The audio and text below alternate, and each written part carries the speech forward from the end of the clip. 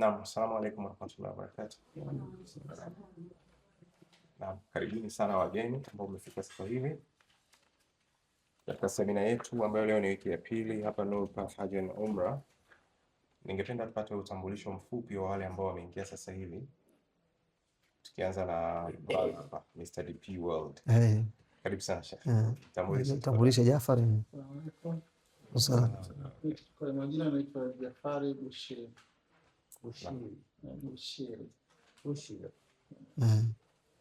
Kutokea wapi? Kazi BPO Dar es Salaam, bandari ya Dar es Salaam. Sawa, karibu sana. Hii ndio mara ya kwanza tuko kwenye hii. Yuko na familia yake pia. Yuko na mkutisi wa mkeo na pia na mama yuko pale Bipili. Kwa baba Sheikh Feruzi. Na watu tunakwenda nao wako, yuko Sheikh Jafari huyu. Yuko na mke wake, yuko na mama yake. Wale wamekuja sasa hivi wote wale. Huyo mkeo ule mama yake. Lakini wale tulikuwa nao wiki iliyopita. Tulikuwa nao wiki iliyopita. Na mama yuko akatoka mbali, mama unajua. Mama anaishi Shinyanga kule. Sawa, wiki iliyopita tulijifunza vingi kwenye ile seminar. Kwa hiyo na uzuri nyinyi watatu ambao mmeingia sasa hivi mlikuwepo. So tuanze na kutusoma hapo, labda swali lako hapo nimekupatia. Tusomee alafu ulijibu.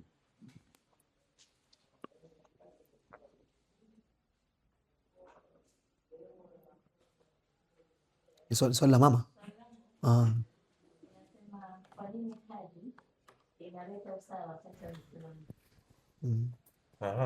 Kwa nini haji inaleta usawa kati ya Waislamu? Sawa. Hapana, subiri kwanza mama. Kwa nini haji inaleta usawa kati ya Waislamu? Hilo ni swali lako. Bila una usawa katika mavazi.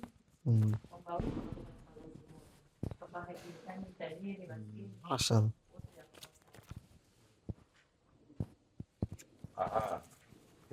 Kuna vizuri na swali lile, mimi katika swali kama hilo la aina hiyo nilikuwa natamani angepoa kutiswa humu. Kwa alivyolijibu kalijibu vizuri, maana kidogo nadhani nilikuonesha kuna maswali fulani kwamba bwana, ile swali limekaa kidogo kitaalamu kisheria zaidi.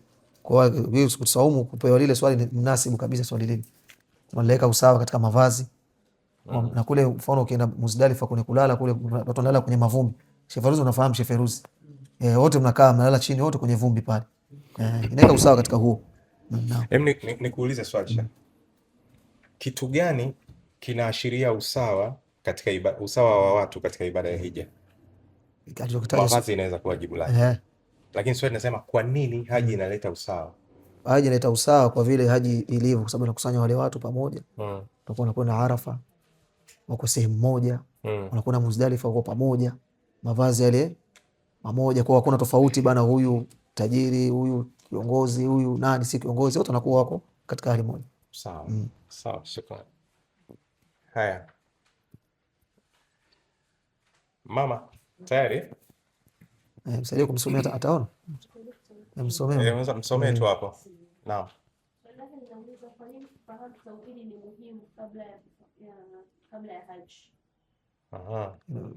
Kwa mama kubwa ile swali. Swali kwa mama ni kubwa lile. Kuna maswali yake fulani hivi. Mama, unaweza kujaribu hilo swali kidogo? Okay. Amesemaje mama? Tumsaidie. Amsaidie kutusaumu. Unasemaje swali kwa nini?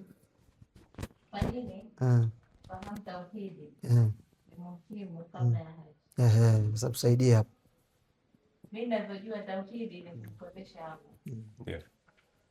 Kwa hiyo kufahamu inakuwa muhimu ili ujue unachoenda kufanya kule ufanye kwa kupitia njia zipi. Yaani kwamba nini ufanye, nini usifanye, ukifanya nini kwamba haji yako inakuwa haikubali. Kwa mimi nafahamu. Kwa unasema kwamba ni msingi, msikia mama Bipili? Yaani kwamba tauhidi ni msingi katika hiyo ibada ya haji, kama alivyoeleza kutiswa humu, na pia uifanye kwa ajili ya Allah subhanahu wa ta'ala. Kuna umuhimu mkubwa katika ibada zote, na ndio wajibu wa mwanzo kwa Muislamu kujua tauhid. Kichwani labbaika la sharika laka, hii kae kichwani vizuri, tamke vizuri, kae vizuri kichwani. Kuna ambao walikuwa wakitamka wanasema wanasema labaik Allahumma labaik. Sasa inakuwa si sawa, ile ba ina shadda.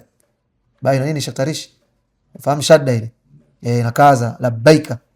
Sheikh Fairuzi anafahamu shadda, tusoma katika tajwidi mambo ya ghunna yale, kwa kama ile inna ile nuni na shadda ile ghunna, kwa unasema labaik Allahumma labaik. Sasa baada ya hapo tunakuja katika hii miqat, katika hiyo miqat tusema hii ihram, hiyo nia yako unaweka katika miqat. Yani miqat ni zile ziko sehemu maalum ambazo Mtume aliziweka sehemu hizo, ikiwa mtu atakwenda kutekeleza ibada ya haji au ibada ya umra. Hii ihram, hiyo nia tuliyosema, unaiweka katika moja ya sehemu hizi hapa. Mtume aliweka kama mnavyoona al-Kaaba hii. Sio al-Kaaba hii hapa. Hii sio al-Kaaba hii, maana hapa ndo Makka. Hapa ndio Makka. Kwa kama hapa ndo Makka, mara nyingi kwa watu wakienda umra wasio Tanzania, sehemu ambayo tunaweka nia, tunaweka ihram katika sehemu hii hapa Dhul Hulaifa, ambayo ni hii picha yake hii hapa, ambayo hii miqati hii ndio iko mbali sana na mji wa Makka. Yani kutoka hii Dhul Hulaifa mpaka kwenda Makka ni kilomita 450, na kuna msikiti umejengwa unaitwa Masjid Miqat, na Sheikh Fairuzi atakuwa anafahamu. Umejengwa msikiti unaitwa Masjid Miqat, hii ni ya Madina, kwa watu wa Madina, hii Dhul Hulaifa. Alafu ya pili ni Al-Juhfa, ambao ni hii hapa, ya pili ni Al-Juhfa. Hiyo miqati inaitwa Juhfa, Al-Juhfa, ambao hii ni kwa watu wa Sham. Sham leo hii inaitwa Syria, na pia vile vile na Lebanon na Jordan na Palestine. Ndio miqati yao hii, ambao hii kwa kilomita 187 mpaka ufike mji wa, hizo kilomita mpaka ufike mji wa Makka. Ni zote ziko nje ya Makka. Kwa hii ambayo ipo mbali na Makka ni Dhul Hulaifa, ambayo iko Madina, kwa watu wa Madina. Alafu inafuatia kwa umbali pia hii Al-Juhfa, Mtume aliweka kwa ajili ya watu hao, Syria, Lebanon, Palestine na Jordan. Alafu ya tatu ni Qarnul Manazil, ambayo hii ni kwa watu wa Najd. Najd kwa sasa hivi ni Riyadh, ile makao makuu ya Saudia inaitwa Riyadh. Pale mwanzo ilikuwa ikiitwa Najd, sababu Saudia unavyoiona ile Saudia kama Saudia ile ni Saudia ya tatu. Hii ni Saudia ngapi? Kuna Saudia ya kwanza, kuna Saudia ya pili, ile ni Saudia ya tatu, ambayo iliasisiwa na wale wafalme wote wakina Fahdi, wakina Faisal. Iliasisiwa na baba yao, alikuwa akiitwa Abdul Aziz bin Abdurrahman Al Saudi, Allah mrahamu. Ndio lazima Saudia hii. Na ndio maana kwa wale kwenda kule mtakuja kuona katika baadhi ya mahoteli huwa unakuta kila hoteli kuna picha tatu.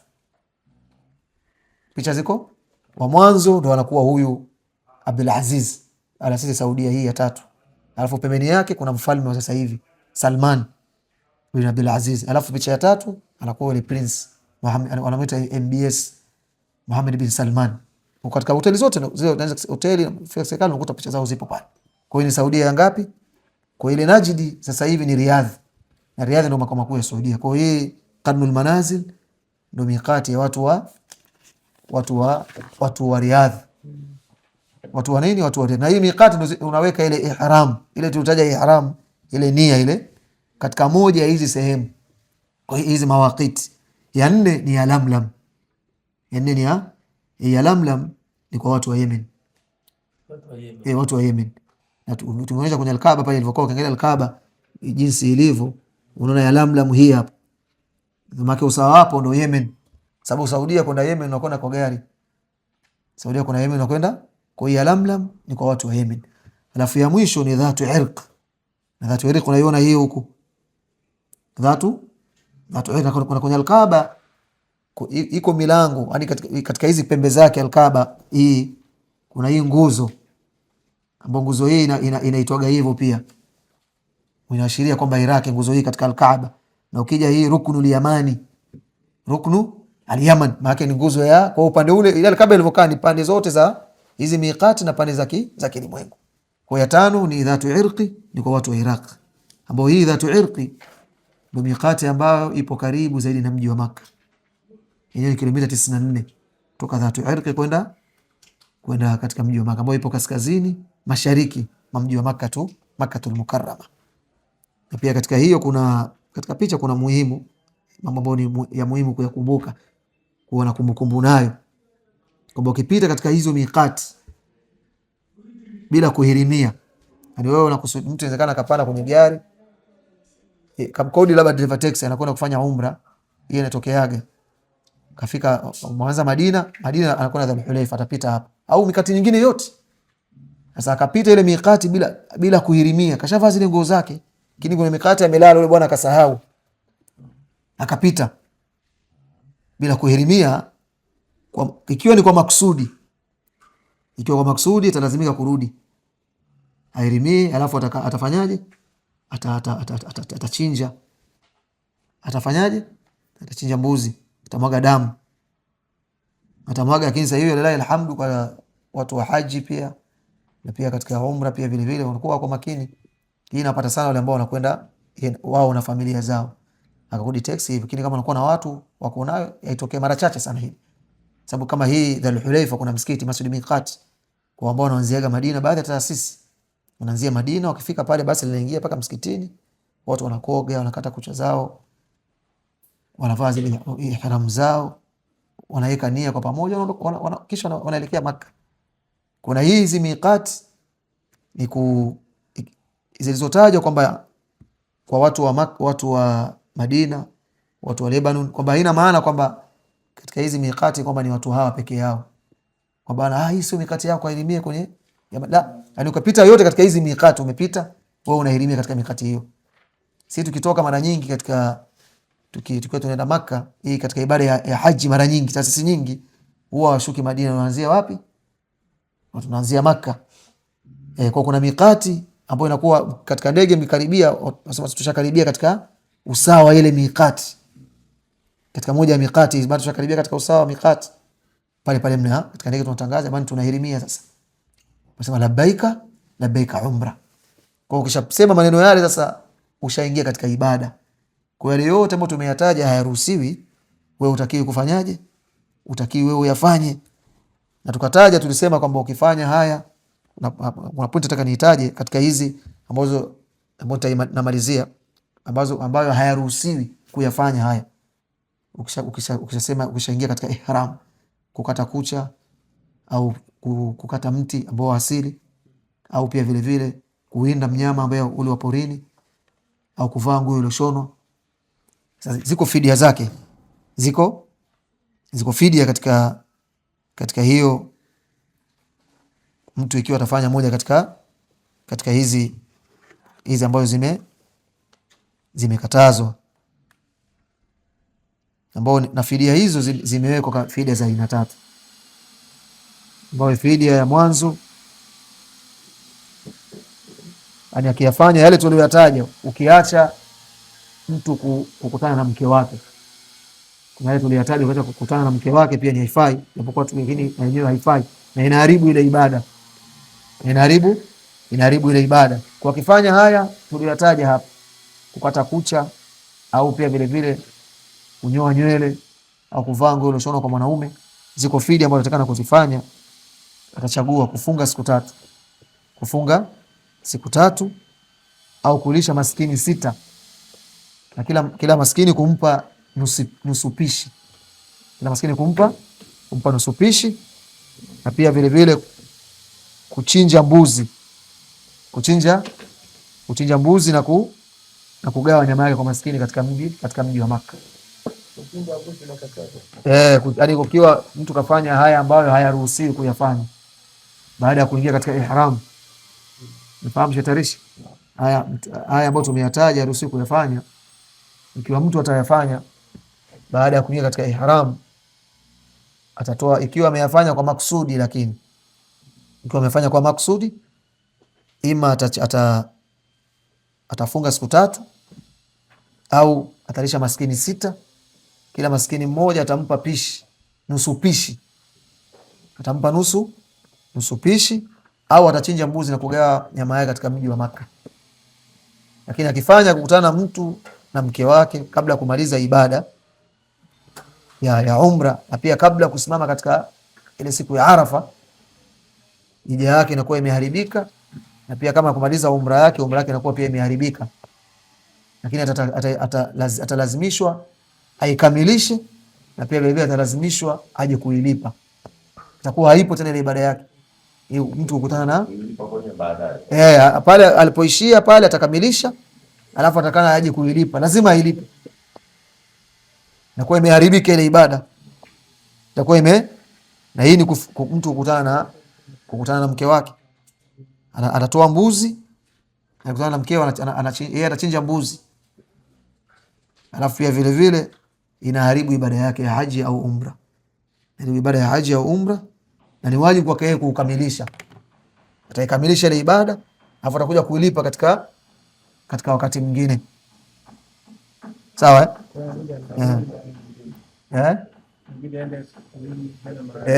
lakini sio kwamba ashafanya vile labda mimi nikae, hija ataimaliza ile hija, lakini itahesabika haipo.